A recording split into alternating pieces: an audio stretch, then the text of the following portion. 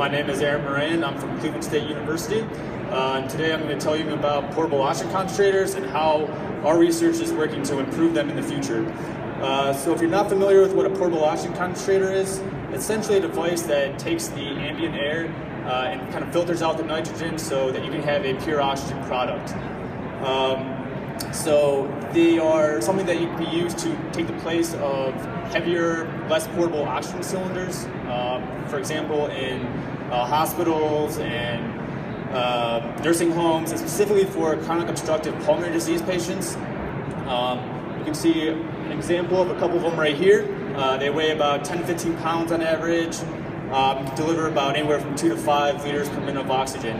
Now, so what we work to do is actually to work to improve them in terms of efficiency and reducing their size. So if you're unfamiliar what pressure swing adsorption is, pressure swing adsorption is the process that actually runs these devices.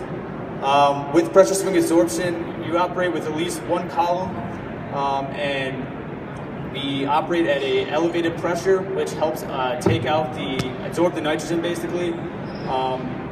I should mention that these columns are filled with an adsorbent that will selectively absorb the nitrogen over the oxygen at an elevated pressure. So what happens in these processes is one of the beds will be pressurizing, absorbing nitrogen, and eventually it fills up and you have to regenerate the bed. And to do that, you operate that bed under a low pressure. So it's swinging from a high pressure to a low pressure. And we operate with two columns, as you can see right here. One of them is going to be operating at a high pressure, the other is going to be operating at a low pressure. So then they switch and they kind of work in tandem with each other so that we can produce a pure product oxygen continuously to the patient. So what we specifically look at doing is, scroll down here to the bottom half. We want to work on improving the recovery and productivity of these units. Essentially, the recovery is going to relate to how much power your device is going to chew up. Basically, with the higher recovery of oxygen, you can compress less air through your system and obviously use less power. However, the key to these devices is running the PSA process extremely fast. And when you're running it very fast, the way we look at how productively we're operating the process is something called the bed size factor. With a lower bed size factor, you can produce a set amount of product flow rate with a smaller overall process size. So the trade-off basically is working to reduce the process, but at the same time maximize our recovery. Because when we run the process really fast, we tend to lose our recovery of oxygen. So there's a trade-off between maximizing the amount of power or limiting the amount of power we're using and making the process as small as possible.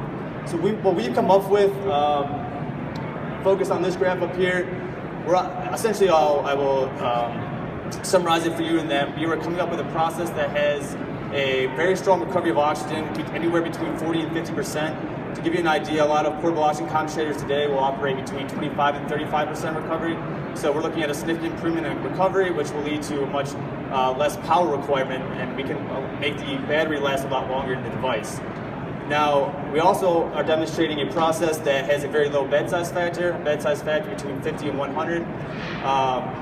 Again, to put it in perspective for you, a lot of devices these days will operate with a bed size factor between 200 and 300. So we're looking at bring the device down to, say, a much more manageable size. Right now they operate, like I said, about 10 to 15 pounds. With the lower bed size factor, we can probably bring that down to about 5 or 6 pounds. So that's kind of the goal of our research, is working to improve these devices so that they can be more portable and extend their battery life. And thank you guys for your attention. Appreciate it.